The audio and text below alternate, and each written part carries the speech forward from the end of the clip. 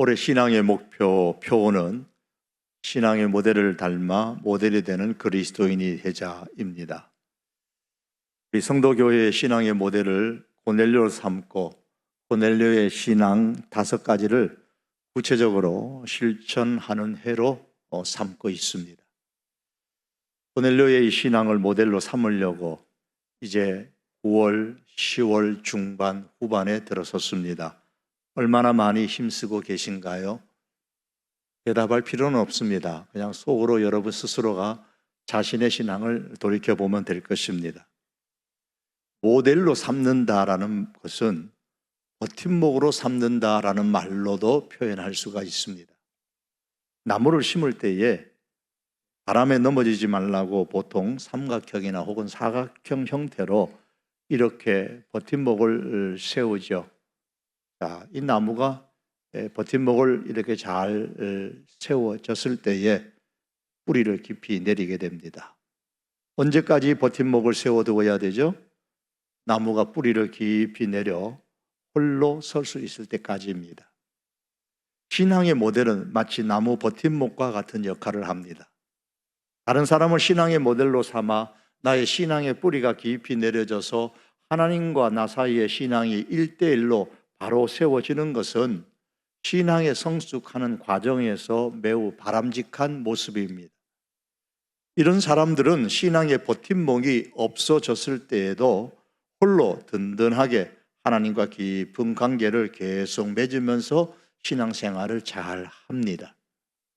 하지만 신앙의 버팀목 역할을 해주는 사람이 있을 때에 그의 신앙의 뿌리가 하나님께 충분히 닿지 못하여서 홀로 제대로 신앙이 서지 못하는 사람들도 있습니다.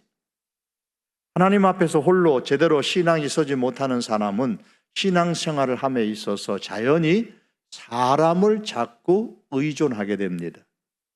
사람을 의존하다 보니까 사람 눈치를 보게 되고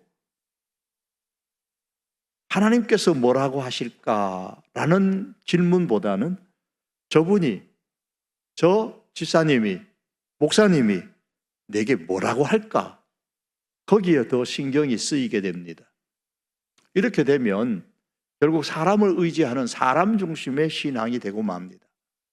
사람 중심의 신앙을 갖는 사람은 신앙의 뿌리가 약해요. 그래서 신앙의 버팀목이 없어졌을 때는 그 신앙조차도 쓰러지게 됩니다. 성경은 이렇게 말씀합니다. 잠언서에 보면 사람을 두려워하면, 사람을 의지하게 되면 올무에 걸리게 되거니와 여호와를 의지하는 자는 안전하리라. 목회를 하다 보면 부모님이 살아계시는 동안에는 신앙생활을 열심히 하다가 부모님이 돌아가신 이후에는 세상을 가까이 하고 교회를 등한시하고 멀어지는 그런 교인들을 볼 때가 안타깝지만 있어요. 혹은 좋은 신앙의 친구 때문에 교회에 왔다가 그 친구와 함께 친하게 지내는 동안에는 신앙이 잘 자라고 열심히 신앙생활을 했는데 그 친구와의 관계가 멀어지거나 그 친구가 자기 주변에서 없어져 버리면 신앙이 한 저름에 더위 먹은 닭처럼 힘을 잃어버리는 그러한 교인들도 없지 않아 있습니다. 훌륭한 신앙의 부모님이나 친구나 혹은 선배가 나의 신앙의 버팀목이 되어주는 사람은 복받은 사람입니다. 복인 줄 알아야 돼요. 그런 신앙의 버팀목을 때로 간혹 보면 짐으로 여기는 경우가 있는데 짐으로 여기지 말고 감사의 내용으로 삼고 신앙생활을 해야 합니다. 그리고 그러한 부모님이나 친구나 선배를 내 신앙의 성장 과정의 버팀목으로 잘 삼아서 그분들이 내 신앙의 버팀목이 되어주는 기간 동안 하나님께 내 스스로 신앙의 뿌리를 깊이 내려서 하나님 앞에 나 혼자서도 다른 사람의 힘이 아니라 하나님과 나와의 관계 속에서 내 혼자서도 하나님 앞에 제대로 설 수 있는 신앙의 사람이 될 수 있도록 힘 쓰시기를 바랍니다. 오늘 본문에 보시면 요아스라는 왕이 나옵니다. 이 요아스가 갓난아기였을 때에 그의 할머니인 아달랴가 모든 손자들을 다 죽이고, 이미 아들은 다 죽고 없어요. 다 손자들을 다 죽이고 남유다를 자신이 통치했습니다. 아달랴는 이 정변으로 이렇게 왕권을 빼앗은 이후에 유다 나라를 우상의 나라, 바알의 나라로 만들었습니다. 그래서 대제사장 여호야다가 6년을 지켜보다가 드디어 혁명을 일으켜서 아달랴를 폐위하고 7살 된 요아스를 남유다의 왕으로 세웠습니다. 다윗의 후손이죠. 성경에 기록된 여러 정왕들을 종합해 볼 때에 요아스가 7살에 왕이 된 지 적어도 10년 이상 훨씬 넘은 혹은 20년이 가까이 되었을 때에 그가 20대 연령이 되어진 그때에 성전을 수리하도록 명령한 것으로 추정합니다. 이 요아스는 성전 수리에 대단히 열심이었습니다. 처음에 백성들이 왕이 성전 수리를 하라 명령했음에도 불구하고 제사장들이 적극적으로 성전 수리할 수 있는 헌금을 거두지를 않았어요. 5절에 보니까 그렇게 마지막에 말씀을 합니다. 또한 성전에 예물을 바치면 다 바알에게 바쳐진다. 목적대로 사용이 안 된다. 그러한 인식이 백성들 가운데 있었기 때문에 백성들조차도 제대로 헌금을 하지를 않았어요. 7절에 보니까 이는 그 악한 여인 아달랴의 아들들이라는 것은 바알의 제사장들을 말합니다.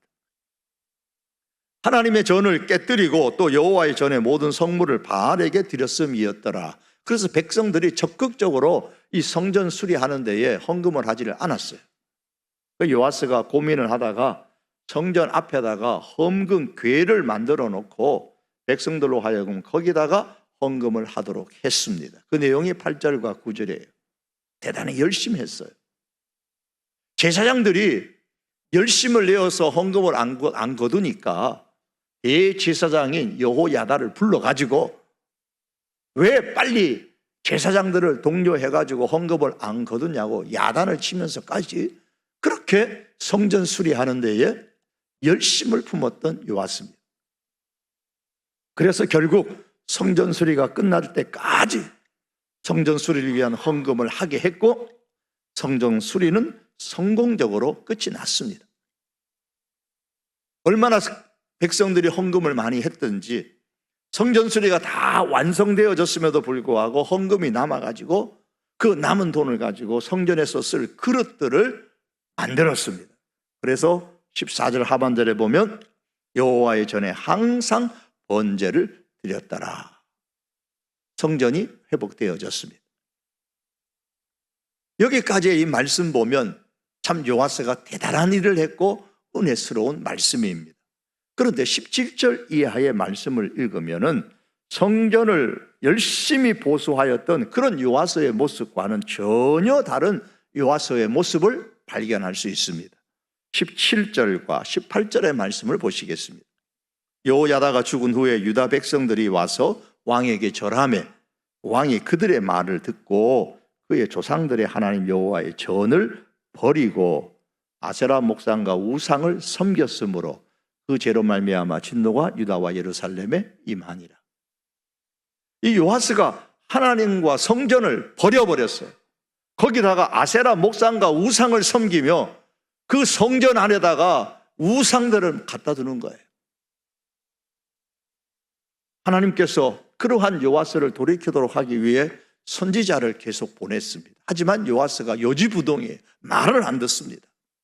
그러자 이번에 하나님께서는 마지막으로 이 요아스를 아들처럼 키워주었던 대제사장 여호야다의 아들 스가랴 선지자를 보냈습니다. 그리고 경고합니다. 20절에 보시면 너희가 어찌하여 여호와의 명령을 범하느냐? 너희가 여호와를 버렸으므로 여호와께서도 너희를 버리셨느니라. 경고를 했어요. 하지만 요아스가 이 스가랴의 말을 듣지 않고 오히려 이 여호야다의 아들 스가랴를 성전 뜰에서 돌로 쳐 죽였습니다. 스가랴가 누구의 아들이요? 여호야다의 아들입니다. 요아스 왕은 갓난아기 때부터 여호야다의 집에서 자랐습니다. 아달랴가 정변을 일으키고 모든 자기 손자들을 다 죽였을 때에 이 여호야다의 아내가 급하게 이 아이를 요아스를 데려다가 피신시켜서 자기 침실에 두고, 여호야다의 침실에 두고 6년 동안 성전에서 키웠던 거예요. 그리고 여호야다는 요아스가 성장하니까 장가를 보냈습니다.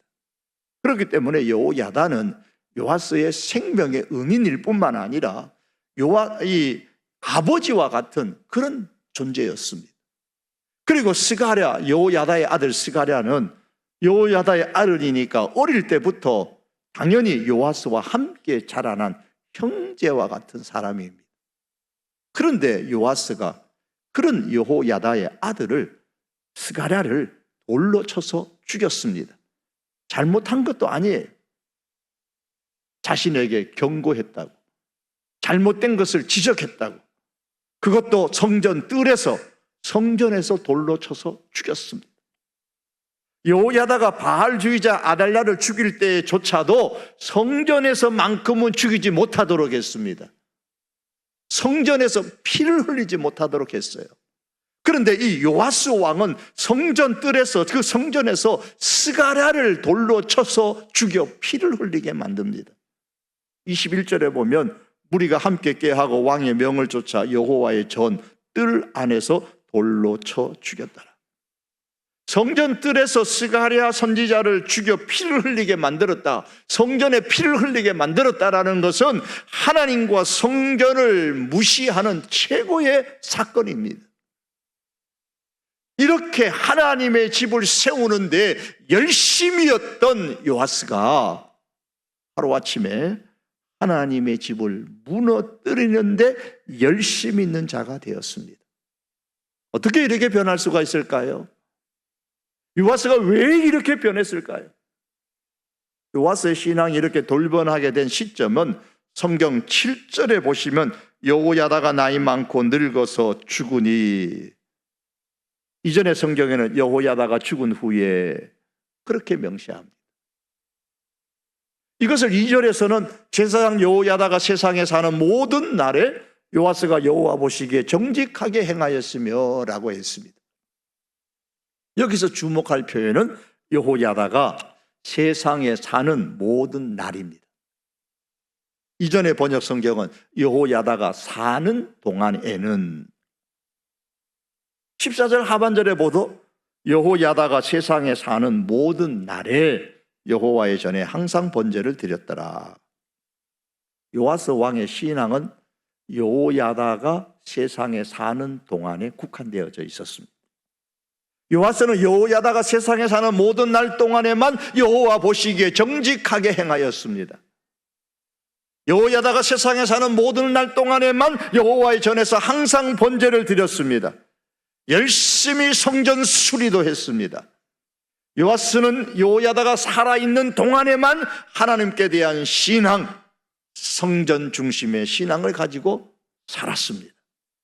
그러다가 여호야다가 죽은 후에 요아스의 신앙이 돌변한 것입니다. 대제사장 여호야다는 요아스의 신앙의 버팀목이었습니다.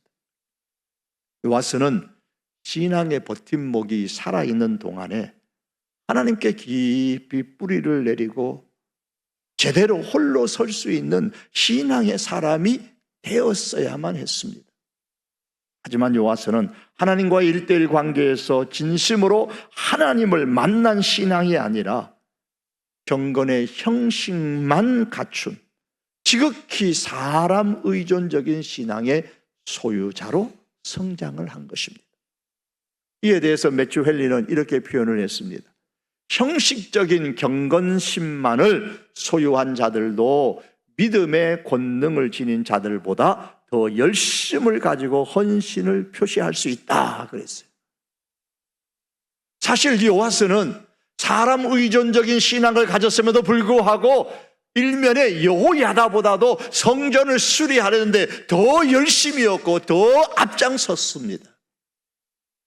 요아스는 여호야다보다도 더 열심히 성전 수리하는 일에 성의를 기울였습니다.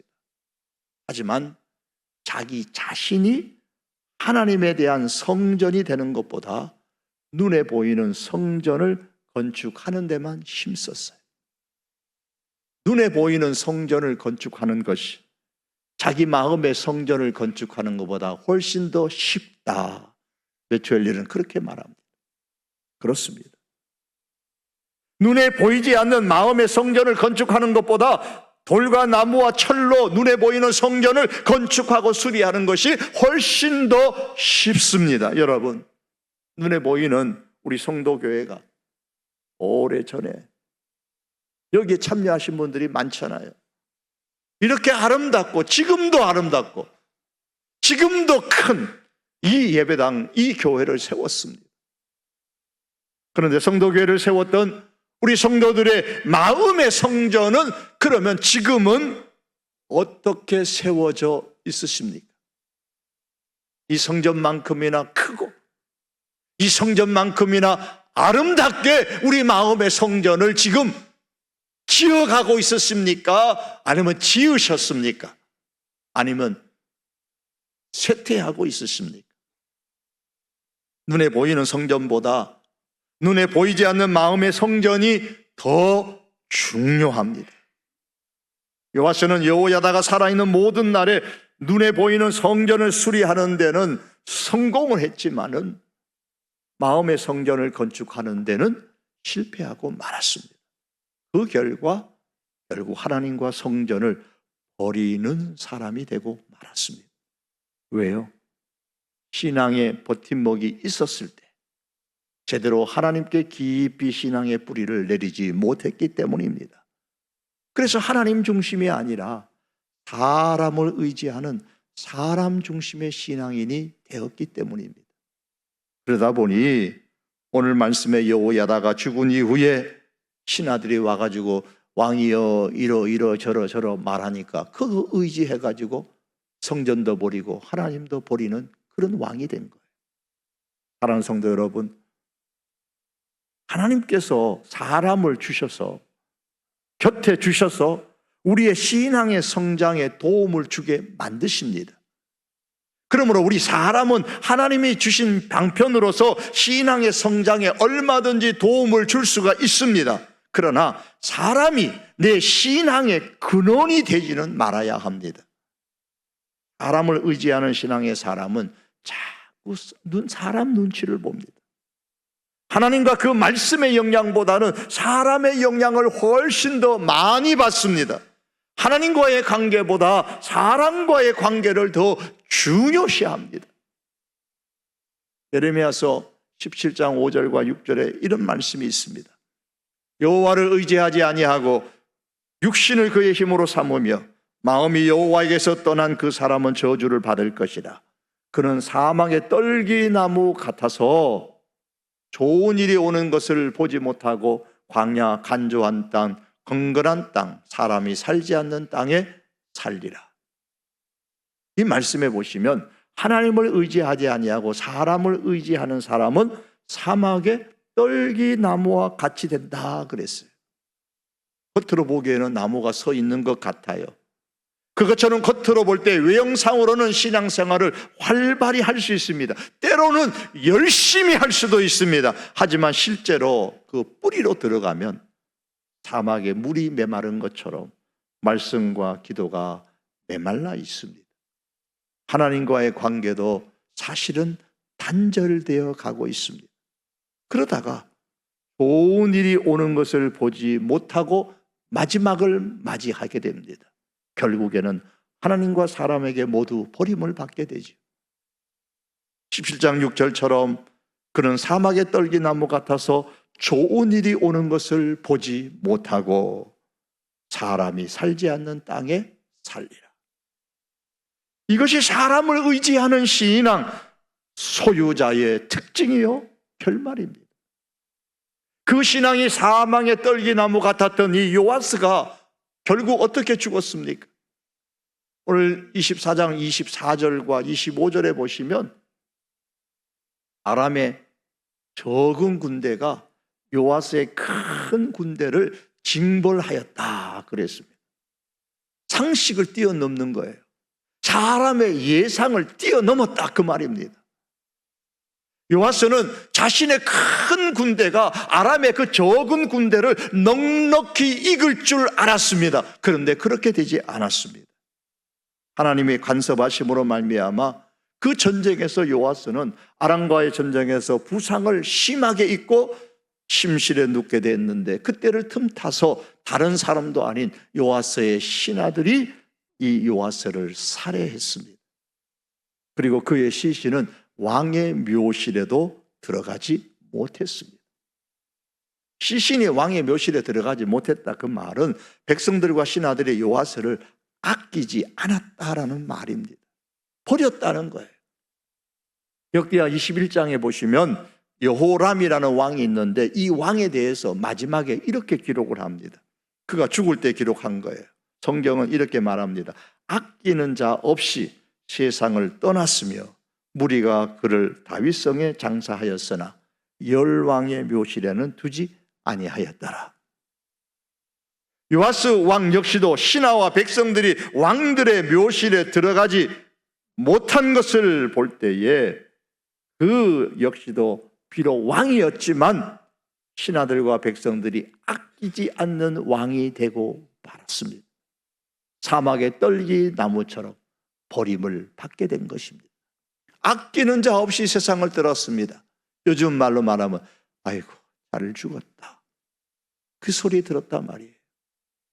이것이 신앙의 버팀목이 있을 때에 하나님께 깊이 신앙의 뿌리를 내리지 못한 인생의 결말입니다. 사랑하는 성도 여러분, 우리의 신앙 성장 과정에서 나의 신앙의 버팀목이 되는 사람 꼭 필요합니다. 좋은 신앙의 버팀목이 되는 그런 가정 공동체 필요합니다. 그래서 신앙의 버팀목으로 말미암아서 나의 신앙의 뿌리가 하나님께까지 닿아서 하나님 앞에서 내 스스로 제대로 설 수 있는 신앙의 사람이 되어야 합니다. 참된 신앙은 좋은 신앙의 버팀목이 있을 때에 증명되는 게 아니에요.